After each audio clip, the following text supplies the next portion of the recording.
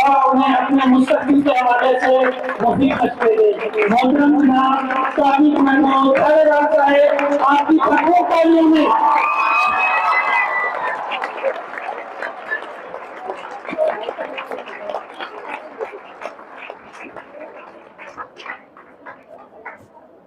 Bismillahirrahmanirrahim.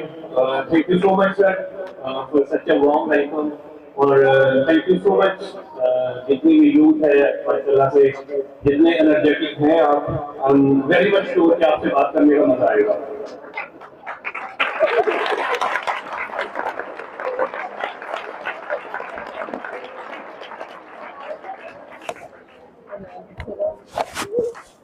Sir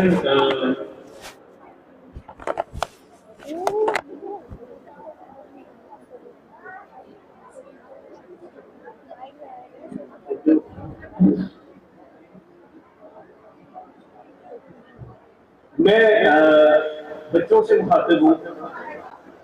मैं यहाँ पे बेसिकली कोई लेक्चर देने नहीं आया। आपने बड़े लेक्चर सुने होंगे और आप काफी बोर भी हुए हैं ऐसे लेक्चर से, मुझे बड़ी अच्छी तरह आइडिया है। आपकी हंसी बता रही है कि आप काफी बोर होते हैं। मैं यहाँ पे बेसिकली सर ने मुझे जिम्मेदारी दी, जान साहब ने, कैरियर काउंसलिंग के हवाले से। मैं सिर्फ 1-2 मिनट लेके मैं बिल्कुल आपकी तरफ जा रहा हूँ। कैरियर काउंसलिंग बेसिकली है क्या? कोई एक बच्चा अपनी मर्जी से जवाब देना चाहिए, कोई एक बच्चा, एनीवन। जब कैरियर काउंसलिंग का लफ्ज आपके जहन में आता है तो आपके जहन में क्या ख्याल आता है कि क्या है ये?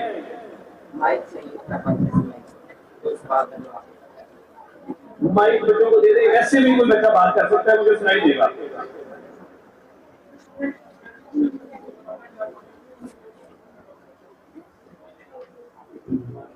बाकियों को सुन जाए, बड़ा एक्सीलेंट जवाब है, आप दोबारा बोलिएगा।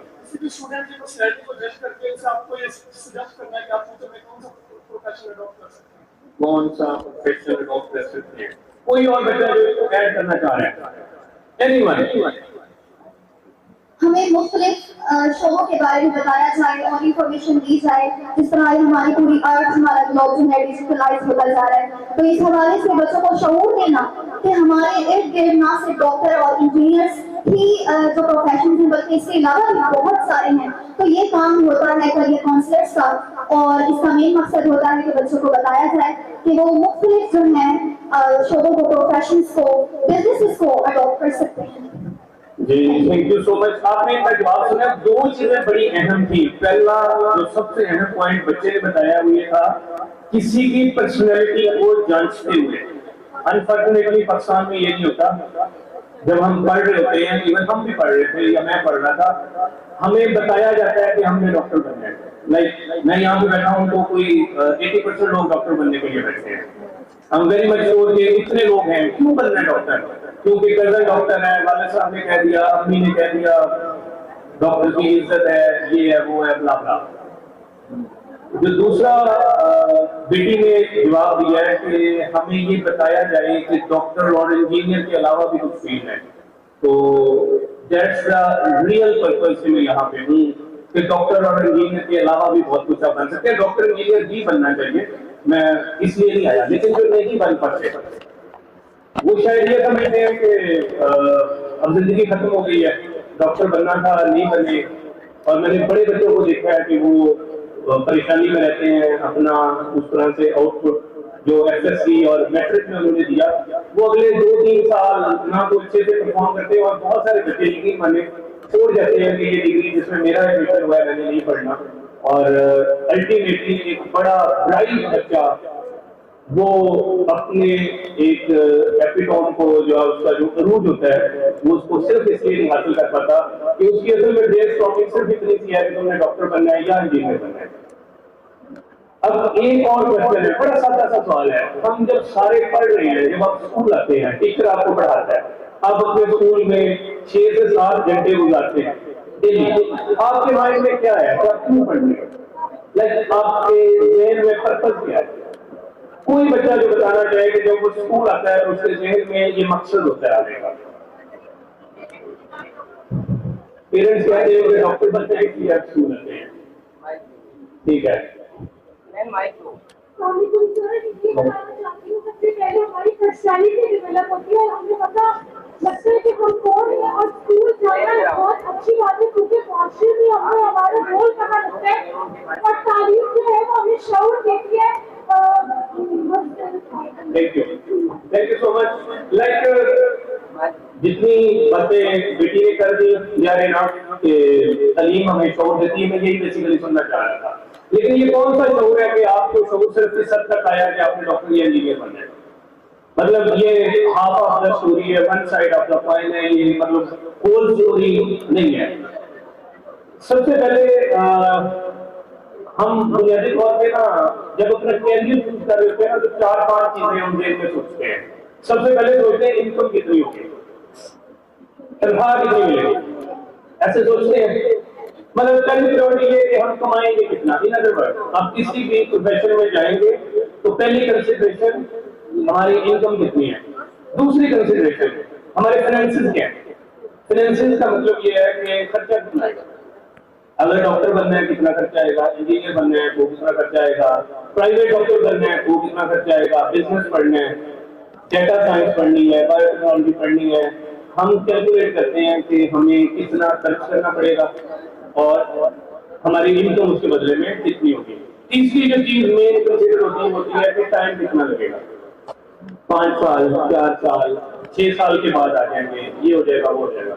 ये सारी हमारी कंसिडरेशन होती है जब हम अपने कैरियर को चूज कर रहे होते हैं। लेकिन मेरे ज़ाती ख्याल में कैरियर इससे कहीं ऊपर है। जब भी आपने कुछ भी करना है, मैं यहाँ पे सिर्फ 3 पॉइंट्स पे बात करूंगा, बाकी चीजें शायद सेशन पूरा दिन भी चले तो मैं बोल सकता हूँ, लेकिन मैं सिर्फ 3 चीजों पे बात करूंगा। आप सारे छोटे बहन भाई हैं मेरे लिए। सबसे पहले अगर आपने कोई भी कैरियर चूज करना है वो एक अलग स्टोरी है, हम उस पर बाद में आते हैं। सबसे पहले ना आपने अपनी पर्सनैलिटी के अंदर कुछ चीजों को उसका हिस्सा बना लेना है। फर्स्ट ऑफ ऑल जो हिस्सा आपने बनाना है अपनी पर्सनैलिटी का वो है कि आपने अपने कंफर्ट जोन से बाहर आना है। आप माशाल्लाह अभी यंग है, 9th 10th FSc part 1 part 2, ये कोई इतनी बड़ी उम्र नहीं है, अभी बहुत कुछ पड़ा है आपके अचीव करने के लिए। अपने कंफर्ट जोन से कैसे बाहर आना है? कंफर्ट जोन ये है कि आपको चंद चीजें पसंद है और आप वही करते जा रहे हैं, उसके अलावा आप कुछ नहीं करते। आपको खास तरह के सब्जेक्ट पसंद है। मिसाल के तौर पे आपका कंफर्ट नहीं है कि आप 10 बंदों के सामने सिंगिंग कर सकें। आपका कंफर्ट जोन नहीं बनता कि आप स्टेज पे आके किसी एक्ट में परफॉर्म कर लें, यहाँ पे खड़े होकर एक स्पीच कर लें।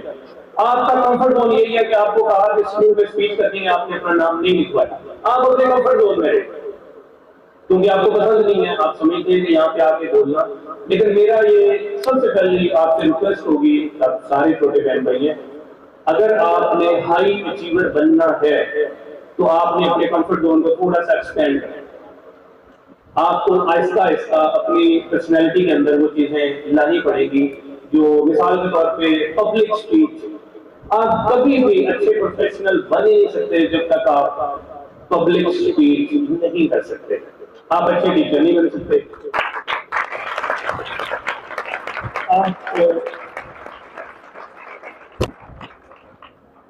उसके अलावा जो चीज लाइक चाहिए होती है वो होता है एक सेल्फ कॉन्फिडेंस। आपने अपने हर बच्चा अपने आप से वादा करेगा जो अपने कंफर्ट जोन से बाहर निकलेगा पॉजिटिवली। एक बच्चा कोई भी सोच ले कि मैंने आइंदा स्पीच करनी है, मैंने आइंदा कोशिश करनी है कि I will be the first one कि उस सवाल का जवाब दे। जैसे मिसाल के तौर पर मैंने 2 सवाल किए, ये ऐसे सवाल नहीं थे मुझे जवाब नहीं आते, लेकिन ये 2-3 बच्चे सबसे पहले थे जो उठे और उन्होंने जवाब देने की हिम्मत की। उनके जवाब ना गलत है ना सही है, लेकिन यहाँ पे 20 बच्चे ऐसे बैठे हैं जो सोच रहे थे कि वो उठें लेकिन वो नहीं उठे। ये उनका कंफर्ट जोन था, वो उससे बाहर नहीं आए। हम पूरी जिंदगी अपने कंफर्ट जोन से बाहर नहीं आते और अल्टीमेटली वो चीज ये है कि हमारी बहुत सारी ऐसी खूबियां कभी भी माशरे पे इवन हम पे आश्कार ही नहीं। ये बेसिकली एक ट्रेलर का मैं चाह रहा था कि कितने बच्चे अपने कंफर्ट जोन से बाहर आते हैं, लेकिन मेजॉरिटी ऐसी है जो बोलना चाह रही थी। आप में से कहेंगे सर वो लोग हाथ खड़ा करेंगे जो मेरे सवाल पे कि कैरियर काउंसलिंग क्या है और आप स्कूल क्यों आते हैं, बड़े सादा से सवाल थे। मेरा ये यकीन है कि यहाँ पे सैकड़ों बच्चे ऐसे थे जो जवाब देना चाह रहे थे, जिन्हें जवाब पता था लेकिन वो नहीं बोले। कोई हाथ खड़ा करेगा, जो बोलना चाह रहा था वो बोला नहीं। और इवन अब भी आप अपने कंफर्ट जोन से बाहर नहीं आ रहे हैं कि हाथ भी नहीं खड़ा कर रहे। अब यकीन मानिए मुझे रियाज साहब, आप देखिए पीछे के रफली 50% लोग या इवन मोर देन 50% ऐसे हैं जो बोलना चाह रहे थे लेकिन बोले नहीं है। हमने अपने बच्चों को ये सिखाना है बेसिकली कि हमने अपने कंफर्ट जोन से बाहर आना। ये जनरल टिप है, पॉजिटिव वे में आप अपने कंफर्ट जोन से बाहर आएंगे। दूसरी चीज जो हम अपनी पर्सनैलिटी में बहुत ज्यादा लैक करते हैं वो है सेल्फ कॉन्फिडेंस। सेल्फ कॉन्फिडेंस क्या है? Self confidence anyone? मैं बेसिकली कहूंगा कि आप सेल्फ कॉन्फिडेंस को क्या समझते हैं? खुद एतमादी क्या चीज है ये? एनीवन?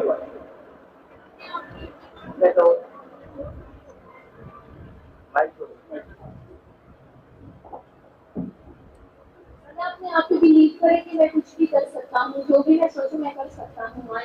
अच्छा, ये सादा सी बात थी, बेटी ने बड़े प्यारे तरीके से एक्सप्लेन की। अब ईमानदारी से बताइए कितने लोग थे जो एग्जैक्टली यही सोच रहे थे कि सेल्फ कॉन्फिडेंस यही होता है? Please raise your hand. मतलब there are plenty, more than 50% जिनको पता था जवाब और वो नहीं उठे। मतलब आपने उतना नहीं गौरा किया, आपको पता था इस चीज का जवाब कि सेल्फ कॉन्फिडेंस बेसिकली ये चीज है कि आपको अपने ऊपर एतमाद हो कि आप क्या कर सकते हैं। सेल्फ कॉन्फिडेंस बेसिकली होती है सेल्फ वैल्यूएशन। सेल्फ वैल्यूएशन ये है कि मेरा इंटरेस्ट है पर्टिकुलर चीज में, मुझे मेडिसिन पसंद है, मुझे बायोलॉजी का सब्जेक्ट पसंद है, मुझे मैथ पसंद है। मैं ये खुद से जरा बेहतर असेस कर सकता हूँ कि मुझे क्या पसंद है। मैं अपने टीचर से, अपने दोस्तों से मशवरा करूंगा कि मुझे क्या पसंद है। उसके बाद मैं उसको अपनी कैरियर के तौर पे चूज कर लूंगा, अपने पेरेंट्स को कन्विंस करूंगा। Like I have convinced so many times my parents, my colleagues, my teachers कि मैंने ये करना है। Like I have done unorthodox things, non traditional things. ठीक है, मिसाल के तौर पे जब मैं पढ़ रहा था तो मैंने फ्रीलांसिंग की थी। ठीक है, फ्रीलांसिंग बहुत सारे बच्चों को शायद नहीं पता। अगर मैं इस जॉब में ना आता तो मैं अभी फ्रीलांसिंग कर रहा था। ठीक है, अब यकीन मानिए कि 2014-15 आज से रफली 10 साल पहले आप इमेजिन करें कि कोई फ्रीलांसिंग से मैं मोर देन 1 मिलियन मंथ कमा रहा था।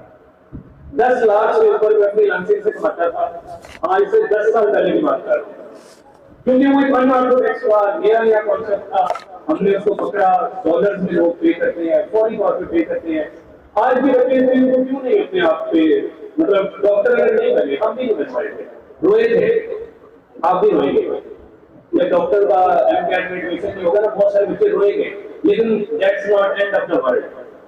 आपने अपने इंटरेस्ट के मुताबिक, अपने स्किल के मुताबिक उसमें सेल्फ कॉन्फिडेंस कहां से आता है? दूसरा जो मेन देखता है ना, वो है स्ट्रेंथ और वीकनेस का। आप में से कुछ बच्चे मैट्रिक कर गए, ऐसे ही है। मैं रफली पूछना चाहता हूं कि आपने बायो, मैथ, केमिस्ट्री और फिजिक्स को जितना टाइम दिया, आप ईमानदारी से बताइए, आपने उर्दू और पाक स्टडीज को उतना टाइम दिया, इंग्लिश को उतना टाइम दिया? आप क्या समझते हैं कि आपका जो टोटल एग्रीगेट आता है उसमें इंग्लिश के मार्क्स आउट नहीं होते, उर्दू के नहीं होते? कभी किसी बंदे ने पूछा है कि बोर्ड का टॉपर है और उसने इंग्लिश में ज्यादा नंबर लिए? कभी नहीं कोई बात कर पाते। लोग आपके ओवरऑल रिजल्ट को देख रहे होते हैं। जी 1200 है, 12 में 1190 आ गए, 1190। कोई बंदा नहीं पूछता कि क्यों। हमने क्या किया? हमने अपनी स्ट्रेंथ और वीकनेस को नहीं आइडेंटिफाई करते हैं। स्ट्रेंथ क्या है? एक बच्चा है, उसको पता है, आप में से बहुत सारे बच्चों को पता है।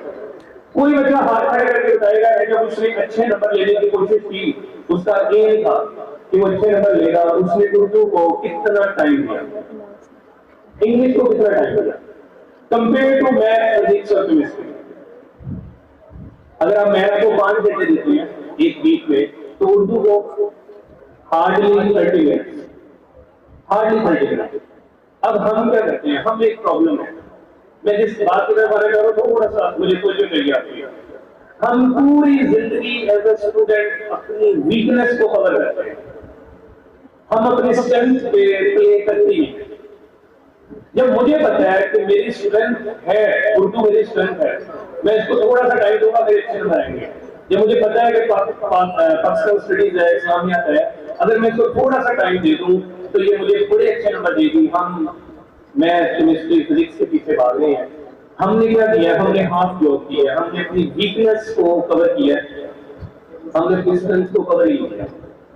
लेकिन आप ये चीज शायद भूल जाते हैं कि जब मैट्रिक का, एसएससी का, बोर्ड का रिजल्ट आता है तो वो आपका एग्रीगेट देखते हैं, वो आपका मजमूआ देखते हैं, वो आपके टोटल नंबर देखते हैं। वो कभी भी इस चीज को काउंट करते कि बच्चे ने एफएससी में, मैट्रिक में बायो बहुत ज्यादा पढ़ी थी तो इसके बायो में बहुत ज्यादा नंबर है, केमिस्ट्री में कभी आपने सुना है कि केमिस्ट्री का टॉपर है? हम हमेशा ये, जब यहाँ पे रिजल्ट अनाउंस हुए तो 2023-24 के तो सिर्फ यही कहा गया था टॉपर। उन टॉपर में और बहुत सारे ऐसे बच्चे जो टॉपर नहीं बन सके, उनमें सिर्फ एक फर्क था कि उन्होंने अपनी स्ट्रेंथ और वीकनेस दोनों पे काम किया। उन्हें पता था कि ये मेरी स्ट्रेंथ है, इसके भी उतने ही नंबर है, मैं थोड़ी सी तवज्जो दूंगी या मैं तवज्जो दूंगा तो मेरे मार्क्स ज्यादा आएंगे। पूरा साल हमने बायो पढ़ने में लगाए, उसमें भी हमारे 90% आए, और 10 दिन उर्दू और इस्लामियात का सब्जेक्ट पढ़ के उसमें भी हमारे 90% आए। जिंदगी में आपने इस असूल को थोड़ा सा मॉडिफाई करना। आप यंग है अभी, जब भी कोई भी 8 सब्जेक्ट है, आपको अच्छी तरह से बताया कि आपको 8 में से कौन से 3 या 4 पसंद है, कौन से 3-4 आपको नहीं पसंद आ रहे, वो समझ में नहीं आ रहे, ज्यादा पढ़ने पड़ेंगे। हमने अपनी स्ट्रेंथ पे प्ले करना है, सबसे पहले हमेशा स्ट्रेंथ पे प्ले करना है। जब हम लाइक सीएसएस की तैयारी में थे तो मुझे याद है अच्छी तरह से कि हमारी स्ट्रेंथ यही थी, उर्दू मीडियम के बच्चों की क्या स्ट्रेंथ होती है, गाँव से पढ़ा हुआ बच्चा, टाट के स्कूलों से आए हुए, क्या स्ट्रेंथ होती है। हमें यही सब्जेक्ट आते थे, एवरीडे साइंस आती थी, जनरल साइंस एंड एबिलिटी आती थी, इस्लामियात आती थी, करंट अफेयर थोड़ा बहुत आता था, पाकिस्तान स्टडीज, पाकिस्तान अफेयर्स जिसको कह लें, ये ऐसी चीजें आती थी। जिसमें मास्टर्स किया वो वाला सब्जेक्ट आता था। सबसे पहले हमने इन्हीं चीजों पे, ये चीज जब समझ आ गई ना कि इंग्लिश के भी वही नंबर है और पाकिस्तान स्टडीज के भी वही नंबर है, तो हमने फिर पाकिस्तान स्टडीज को ऐसा टाइम दिया कि नजर आया कि वो हमारी स्ट्रेंथ थी, जो हमारी वीकनेस थी उसको हमने कवर करने की कोशिश की, जो स्ट्रेंथ थी उस पर प्ले किया।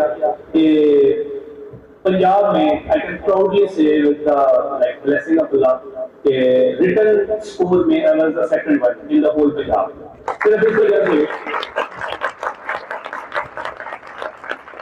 जब एक बोर्ड में पोजीशन आती है ना तो it's a great honour for the institution, हम बड़े तरीके से उसका क्रेडिट लेते हैं। लेकिन जब पूरे पंजाब की बात हो और कॉम्पिटिटिव एग्जाम की बात हो, ठीक है, तो ये सिंपल ट्रिक्स है बेसिकली। ऐसा नहीं है कि मैं बहुत लाइक फाइट करता था, बिल्कुल ऐसा नहीं है, लेकिन हमने स्ट्रेंथ को आइडेंटिफाई करना है। सिंपली मैं आपसे ये कहना चाह रहा हूँ बच्चों को कि आपकी जो स्ट्रेंथ है आपने हमेशा उसको आइडेंटिफाई करना है। वीकनेस भी पता होनी चाहिए, उसको भी कवर करें, लेकिन स्ट्रेंथ को इस तरह से पॉलिश करना है कि लोगों को नजर आए कि इसकी इस सब्जेक्ट में ट्रिक अच्छी है।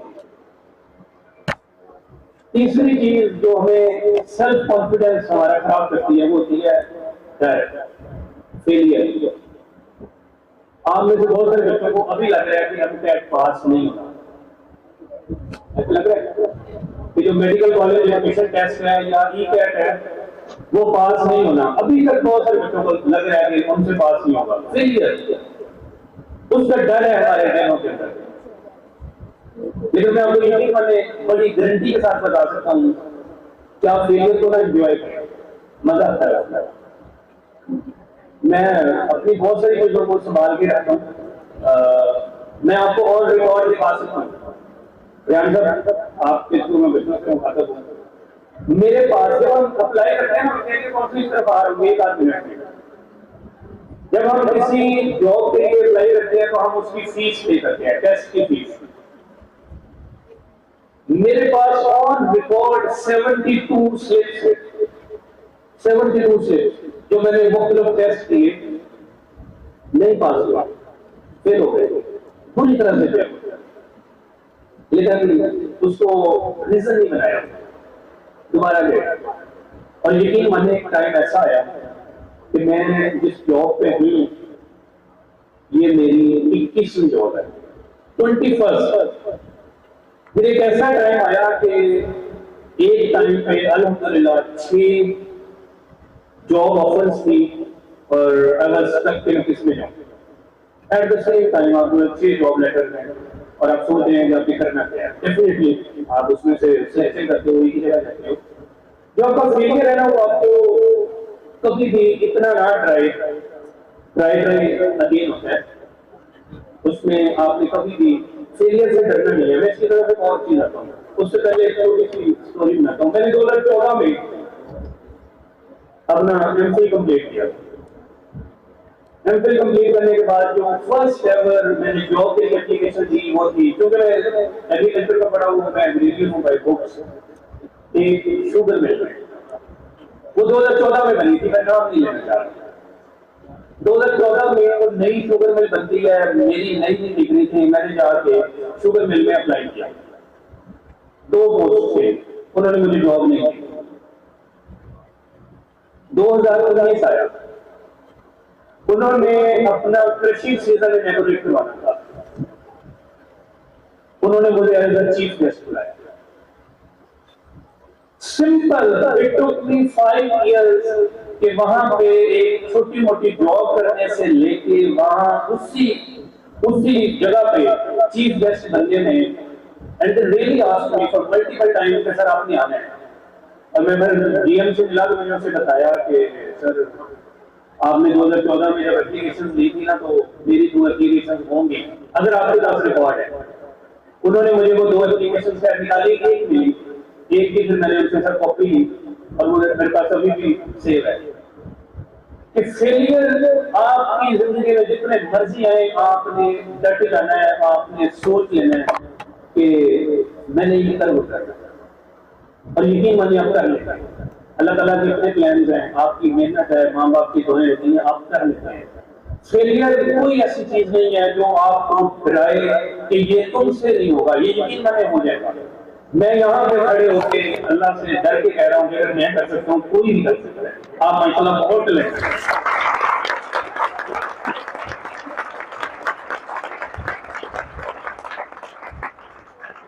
एक आखिरी बात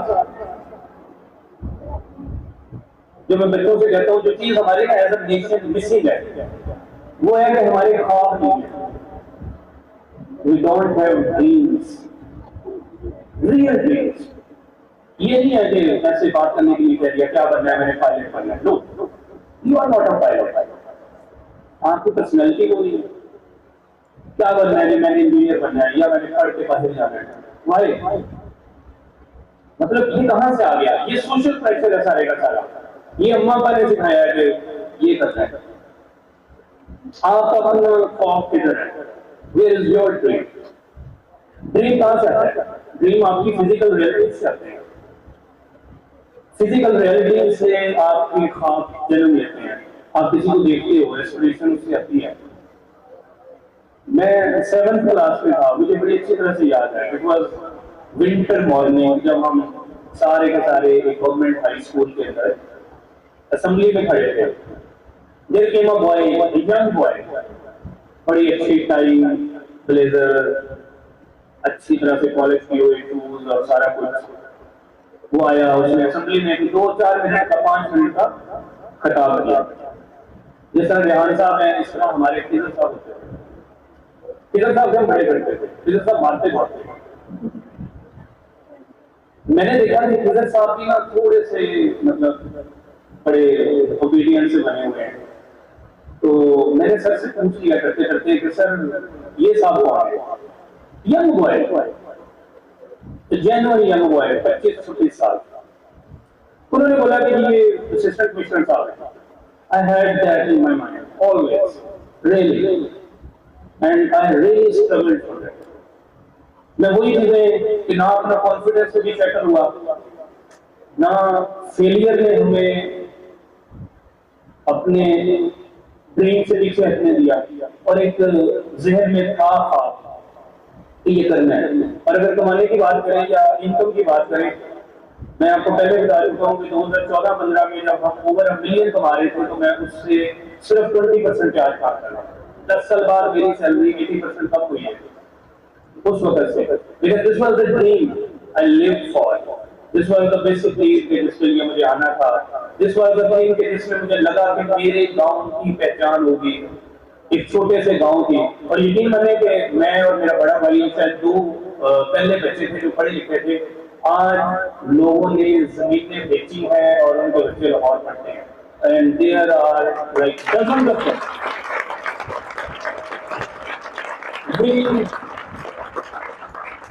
We always need to have a dream, a real dream, जो आपको सोने नहीं देगा कि मैंने ये करना है, बहुत कम है मैंने ये करना है। उसके लिए आपको अपने कंफर्ट जोन से बाहर आना पड़ेगा, फेलियर से भी लड़ना पड़ेगा, हर चीज से लड़ना पड़ेगा, अपनी जात के अंदर एक कॉन्फिडेंस जो है वो भी रखना पड़ेगा, हर चीज रखनी पड़ेगी अगर आपका ड्रीम है। मैं जितनी बातें कर रहा हूँ सारी की सारी इंटरकनेक्टेड है, ये तस्वीर के दानों की तरह, एक भी मिसिंग होगी तो काम नहीं करेगा।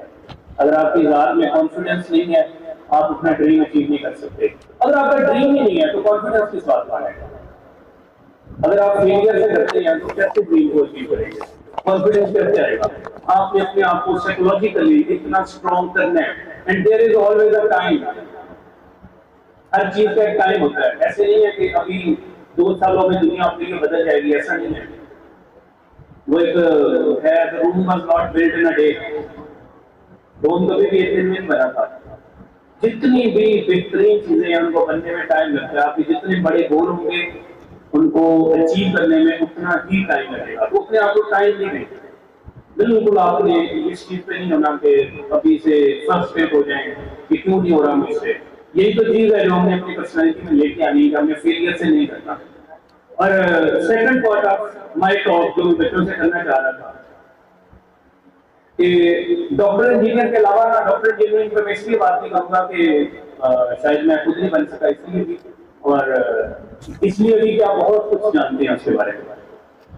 मैं दूसरी चीजों में बात करना चाह रहा हूँ। आप में से हर बच्चा घर जाके या थोड़ी देर बाद अपने मोबाइल से Punjab public service commission PPSC लिख के गूगल पे सर्च करेगा, सिंपल। आपको क्या मिलेगा वहां पे? मुख्तलिफ तरह की एडवर्टीजमेंट्स जॉब के लिए। कोई कहेगा कि टीचर के लिए भर्ती हो रही है फलां सब्जेक्ट में, ओके फाइन। फिर आएगा कि पुलिस में सब इंस्पेक्टर की जॉब्स आ गई हैं, फाइन। एक्साइज में जॉब्स आ गई हैं। आप अगर फेडरल पब्लिक सर्विस कमीशन की वेबसाइट देखते हैं तो FIA की जॉब्स आ गई हैं, रेलवे की आ गई हैं, IB की आ गई हैं, ISI की आ गई हैं। मतलब ये सारी चीजें आप जो चीज मैं बच्चों से बात करना चाह रहा हूँ, जब आप उन जॉब्स को खोलेंगे, एनीवन आप अपनी मर्जी से कोई भी ऐड खोलें, उसमें देखें कि एलिजिबिलिटी क्राइटेरिया क्या है, क्या मैं उस जॉब के लिए अप्लाई कर सकता हूँ। सरप्राइजिंगली आप उस जॉब के लिए एलिजिबल होंगे। मैं मास्टर्स के बाद की बात कर रहा हूँ, बैचलर्स के बाद की बात कर रहा हूँ। जब आप बैचलर्स कर लोगे उस वक्त सरप्राइजिंगली आपको पता चलेगा कि मैं इस जॉब के लिए एलिजिबल हूँ। साथ में लिखा होगा कि टेस्ट क्या होंगे, वो बताएंगे कि 70% जनरल नॉलेज है, 20% ये है, 10% मैथ है, मैथमेटिक्स है। आप 6, 7, 8 एड को देखिए, जॉब की एड। आपको ना एक चीज बड़ी कॉमन मिलेगी कि majority of them, 95% of them, they are based on general knowledge. अगर आपका जनरल नॉलेज अच्छा है आपको जॉब मिल जाएगी, सिंपल। और जनरल नॉलेज की खूबसूरती ये है कि ये फैक्ट बेस्ड है, इसकी ज्यादातर जो नॉलेज है वो चेंज नहीं होता। मिसाल के तौर पे यूएनओ का हेडक्वार्टर कहाँ पे है, वो हमेशा वहां पे है, हमेशा रहेगा। आपने एक दफा सीख लिया, दैट्स ऑल। किसी कंट्री का कैपिटल क्या है आपने एक दफा सीख लिया। बहुत सारी चीजें चेंज नहीं होंगी। आपको एक चीज समझ आएगी कि अगर मैं अपना जनरल नॉलेज का जो पोर्शन है उसको बेहतर कर लूं तो ये जॉब मेरे लिए बड़ी इजी है। वहां पे आप देखेंगे कि इस्लामिक स्टडीज के मार्क्स हो गए रफली 10% और 1000-1500 से ज्यादा सवाल नहीं होंगे जो बार बार पूछे जाते हैं। अरिथमेटिक्स, किसी बच्चे ने अगर 6वीं, 5वीं, 6वीं और 7वीं, 8वीं का मैथ अच्छे से पढ़ा है वो अरिथमेटिक्स उसके लिए कुछ भी नहीं है, बिल्कुल बच्चों वाला खेल। इसके अलावा आपको नजर आएगा कि वो जो आपकी एनालिटिकल एबिलिटीज हैं उसको थोड़ा सा जज करता है। आपको इन सारी एडवर्टीजमेंट्स के बाद एक चीज बड़ी क्लियर नजर आएगी कि आपने इन 5-6 फील्ड हैं, इनको आपने टच करना है तो आप हर तरह की जॉब के लिए एलिजिबल है और आपके लिए स्कोप बहुत बड़ा है। अदरवाइज आप क्या करते हैं, हमारे से ये होता है कि हमने एमए कर लिया, मास्टर्स कर लिया, बीए कर लिया, मेरे सब्जेक्ट की कोई जॉब आएगी तो मैं अप्लाई करूंगा, अदरवाइज नहीं करूंगा। तो ये एक सिस्टम जो है ना, ये मुनासिब नहीं है। हमें नहीं पता था, जेन्युइनली बता रहा हूँ कि एमफिल करने के बाद मुझे नहीं पता था कि ये चीजें एग्जिस्ट करती हैं। कोई इस तरह से वेबसाइट्स हैं, वहाँ पे एलिजिबिलिटी क्राइटेरिया दिया होता है और सारी चीजें दी होती हैं जिस पेन से हम गुजरे। मैं नहीं चाहता कि ये सारे बच्चे जो बैठे हैं वो वेल इन्फॉर्म्ड हो, उन्हें पता हो कि हमने किस किस चीज में एक्सेल करना है। और अब रही बात, बहुत सारे बच्चे पूछ रहे हैं, मुझे आइडिया है कि जनरल नॉलेज बिल्ड कैसे करना है। You have lot of time, आप दिन में हार्डली 5-6-7 नई चीजें पढ़ लेंगे। आप किसी भी बुक के 2 पेजेस पढ़ लेंगे जो आपकी बुक नहीं है, मतलब एक्स्ट्रा करिकुलर बुक है, अपने इंटरेस्ट के से एनीवन हिस्ट्री के ऊपर पढ़ेंगे, only 5 pages a day, only 3 pages, 1 page, 1 paragraph, only 1 paragraph a day on average। आपको समझ आएगी कि 5 सालों के अंदर आपने रफली 40 किताबें पढ़ ली। आप इमेजिन कर सकते हैं कि आपने 40 किताबें पढ़ ली। Only 1 paragraph a day will make you a true reader of 40 books। और मैं कहता हूँ कि जो रीडिंग है ना, ये सिगरेट से भी बुरा नशा है, ये लग जाता है, ये छूटता नहीं, मजा आता है इसको पढ़ने में। मैं जब पढ़ता हूँ एक नई चीज पढ़ता हूँ, मुझे मजा आता है कि यार ये एक नई चीज है, मुझे इससे पहले नहीं पता था। और मुझे ये भी यकीन है कि सारे जो बच्चे बैठे हैं इनको भी नहीं पता। तो ये चीज मुझे तो मजा देती थी, ये मेरा जिसको कहते हैं कि लेयर ऑफ रीडिंग, मुझे ये रीडिंग हमेशा लेयर देती थी, एक नई चीज सीखनी है। आप इसको एक टास्क के तौर पे ना ले, जिम्मेदारी के तौर पे ना ले, इसको लेयर के तौर पे ले। यार एक पैराग्राफ में पढ़ने की कोशिश करता हूँ, लिखा क्या है, वो बताना क्या चाह रहा है। आप रीडिंग को एक लेयर के तौर पे लें, ना कि एक जिम्मेदारी के तौर पे कि वो 5 दिन हो गए मैंने कोई पैराग्राफ नहीं पढ़ा तो मेरा मतलब सेल्फ कॉन्फिडेंस सेट हो जाए। आप जनरल नॉलेज के लिए थोड़ा करके अभी से अगर तैयार हो जाएंगे, यकीन माने, मैं बहुत सारे ऐसे बच्चों को जानता हूँ जो अपने पहले पेपर्स में अपीयर हुए और पहले पेपर्स में वो पास हुए और वो किसी मुनासिब पोजीशन पे आज बैठे हैं। मैं सिंपली ये कहना चाह रहा हूँ कि जो 72 स्लिप्स मेरी तरह आपको नहीं संभालनी पड़ेगी और अल्लाह ना करे कि आपको संभालनी पड़े और इतने लंबे सफर से आपको गुजरना पड़े। आई सिंपली वांट कि आप अभी से अपने आप को थोड़ा सा उस मकसद के लिए तैयार करें। और सेकंड थिंग कि जो बच्चे ये सोच रहे हैं कि उसको पढ़ने का हमें फायदा क्या होगा, मेरा काउंटर क्वेश्चन है कि नुकसान भी कोई नहीं है। अगर आप पढ़ लेंगे उसका नुकसान भी कोई नहीं है।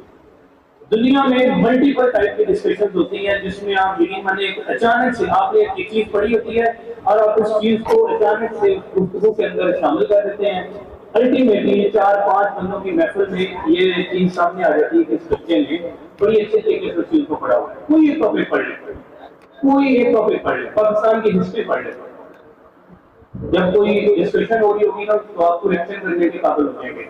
और ये चीज बड़ी खूबसूरत है कि जब एक महफिल में बैठे हों और आप उसमें सबसे स्मार्ट बच्चे हैं, मतलब ये चीज आपको परेशान नहीं करती कि मैंने सबसे स्मार्ट बच्चा हूं। अगर नहीं करती तो ये करनी चाहिए। अपने ड्रीम बना लें कि मैंने किसी भी ग्रुप का सबसे स्मार्ट बच्चा बनना है, जो एक नया आइडिया, एक नया नॉलेज, एक नई इंफॉर्मेशन हर दफा किसी के साथ शेयर करता है। और आखिरी बात, मैं शायद ज्यादा टाइम ले रहा हूँ, बच्चे बोर भी हो रहे हैं। आखिरी बात, एक सर आपकी परमिशन से एक वर्ड आपने सुना होगा कि इसको किसी तरीके से भी आप कह लें, हर चीज को शुरू करने के ना तरीके होते हैं। मिसाल के तौर पे आपने ड्राइविंग कितने लोगों को आती है, एनीवन जिसको ड्राइविंग आती है, मैं क्या नहीं मानता, किसी बच्चे को माइक दीजिएगा जिसको ड्राइविंग आती है, एनीवन।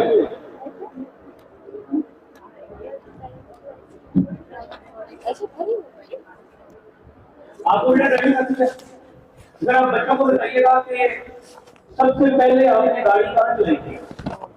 गाँव में गाँव में, क्यों? आगे कहीं लड़ना जाए ताकि कहीं लग न जाए। फिर हट जाए। ये बड़ा एक पर्टिनेंट सवाल है। आपने हमेशा नोट किया कि जब भी गाड़ी चलानी है ना, पहले देखिए आप किसी ग्राउंड में चलाते हैं, गाँव की सुनसान सड़क पे चलाते हैं, क्यों? सिर्फ ये रीजन होता है कि अभी हम उतने एक्सपर्ट नहीं हुए कि हम उसको मेन रोड पे ले जाए। फिर आहिस्ता आहिस्ता 2, 4 दिन, 10 दिन, 15 दिन आप मेन रोड पे गाड़ी को दौड़ाते फिर होते हैं। मैं सिंपली ये कहना चाह रहा हूँ कि आप में एक गाड़ी चलाने का ड्रीम है। आप पहले दिन रोड पे नहीं आएंगे। अगर आएंगे तो नुकसान करेंगे अपना। आपने वो फेज गुजार के आनी है। गाँव की सड़क पे गाड़ी चलानी जरूरी है। खाली ग्राउंड के अंदर जहाँ कोई बंदा नहीं है वहां पे गाड़ी चलानी जरूरी है। आहिस्ता आहिस्ता फिर मार्क्स रख के, निशान रख के उसमें गाड़ी चलानी जरूरी इसलिए है कि जब आप रोड पे आए तो आप एक कामयाब ड्राइवर हो। अगर आपका ड्रीम है कि आपने गाड़ी चलानी है और पहले दिन आप रोड पे आ गए हैं, लेकिन मैंने वो ड्रीम सेटल होगा सिर्फ आपकी बेवकूफी से। हमने अचीव करना है, लेकिन हमने एज अ नेशन जो चीज नहीं पाई जाती वो है पेशेंस, सब्र नहीं है। हम शुरू हो जाते हैं।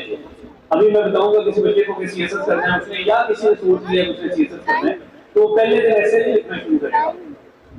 अगर वो लिखेगा तो ऐसा जैसे करेगा, क्योंकि जब पहले दिन आप गाड़ी मेन रोड पे चलाओगे, लग जाएगी, गाड़ी का भी नुकसान होगा और आपका भी नुकसान होगा। और यकीन माने आपको ये लगेगा कि दुनिया में सबसे मुश्किल काम गाड़ी चलाना है, क्योंकि आपका तजुर्बा बड़ा बुरा चला गया। आपने हमेशा चीजों को लिटिल सिंपल इजी स्टेप्स में रखना है। लिटिल सिंपल और इजी स्टेप्स में। मैं आपसे जब रीडिंग की बात कर रहा हूँ सिर्फ एक पैराग्राफ की कह रहा हूँ, और कोई 10 बच्चे मेरी गुफ्तगू का मान रखेंगे, सिर्फ 10 बच्चे जो रोजाना एक पैराग्राफ पढ़ेंगे। और मेरा ये यकीन है कि अगर अल्लाह ताला ने जिंदगी दी और हम दोबारा कभी मिले तो आप शुक्रिया करेंगे मुझे कि सर एक पैराग्राफ पढ़ने से आज मैं 10 किताबें 20 किताबें पढ़ ली। हमने भी पूरी किताबें सिर्फ 10 बच्चे को हाथ खड़े करेंगे कि वो डेली की बेस पे ऑन एवरेज 2 छुट्टी हफ्ते में 5 दिन हफ्ते के अंदर आपने एक पैराग्राफ पढ़ना है। कोई भी चीज, एनी बुक जो आपकी कोर्स बुक नहीं है, हिस्ट्री की हो, साइंस की हो, फिक्शन हो, बर्ट्रैंड रसल की हो, इतने मजे के हम उमेरा अहमद और बानो कुदसिया को पढ़ते पढ़ते शायद हम फैसिनेशन में चले जाते हैं। यकीन माने आप रेस्टोरेंट को जब पढ़ लेंगे ना तो आपको ये मजा नहीं आएगा उर्दू लिटरेचर का। आप उनको पढ़े, इतने मजे का लिटरेचर है और ऐसी ऐसी बातें हैं कि सुकून हो जाता है। समटाइम ना आप परेशान बैठे होते हैं, अचानक एक बंदा आपको आगे थपकी देता है, आपकी हिम्मत बन जाती है। वालदा कह देती है कि पुत्र कोई मसला नहीं, फिर से दोबारा देख लेंगे। सिर्फ एक बात आपको दोबारा से जिंदगी देती है। यकीन माने लिटरेचर में ऐसी चीजें हैं, आप परेशान बैठे होते हैं, चंद चीजें आपको इतना हौसला देगी कि आप नए सिरे से शुरू हो जाएंगे। एमकेट ईकेट नहीं हुआ कोई मसला नहीं है, और मेरा ये यकीन है कि अगर आप आज पढ़ना शुरू करेंगे, एमकेट ईकेट नहीं होगा, आपको मतलब आने की भी फिक्र नहीं होगी, आप इतने स्ट्रॉन्ग हो चुके होंगे। ये बुक रीडिंग आपको इतना स्ट्रॉन्ग बनाती है। आप रोजाना एक पैराग्राफ पढ़ेंगे। आज जो हम बात कर रहे थे रिजल्ट की, 9th में ये नंबर आ गए, 10th में ये नंबर आ गए, मैंने रियान साहब से पहले भी रिक्वेस्ट की थी और एक हमारा एस्पायर कॉलेज है, मुझे वहाँ के बच्चों से बात करने का भी मौका मिला। मैं सर आपसे भी रिक्वेस्ट करूंगा कि जब यही बच्चे अगर मेरी एक आध बात को मान लें तो मेरा ये यकीन है कि आपको एक वॉल ऑफ फेम बनानी पड़ेगी। वॉल ऑफ फेम वो बच्चों के लिए वॉल होगी जो यहाँ से पढ़े और आज अपने शोबे में एक मिसाल है। कोई डॉक्टर बन जाएगा, कोई पायलट बन जाएगा, कोई इंजीनियर बनेगा, कोई कुछ बनेगा, कोई ब्यूरोक्रेट बनेगा, कोई प्रोफेसर बनेगा, कोई डेटा साइंस का एनालिस्ट बनेगा, तो किसी बहुत बड़ी कंपनी को सर्विसेज दे रहा होगा, कोई बहुत अच्छा और मशहूर किस्म का डॉक्टर होगा, कोई इवन मोटिवेशनल स्पीकर होगा, व्हाटएवर। सर आपको एक वॉल ऑफ फेम बनानी पड़ेगी। और यही जो सेक्शन है, यही जो बच्चे हैं, मैं यकीन के साथ कह सकता हूँ कि अगर आप मेरी चंद बातों का मान रख लें तो इतनी बड़ी बड़ी दीवारें सिर्फ आपकी तस्वीरों से सजी होंगी। Thank you so much.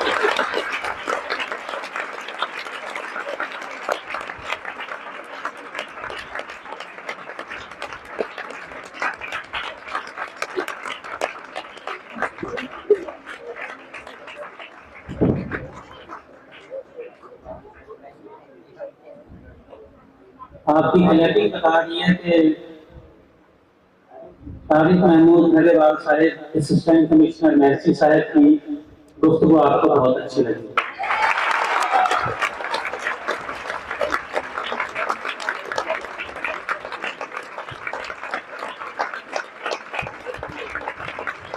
माशाल्लाह आज हमें असिस्टेंट कमिश्नर साहब की गुफ्तगू से इस्तेफादा हासिल करने का मौका मिला। हम इनका शुक्रिया अदा करते हैं।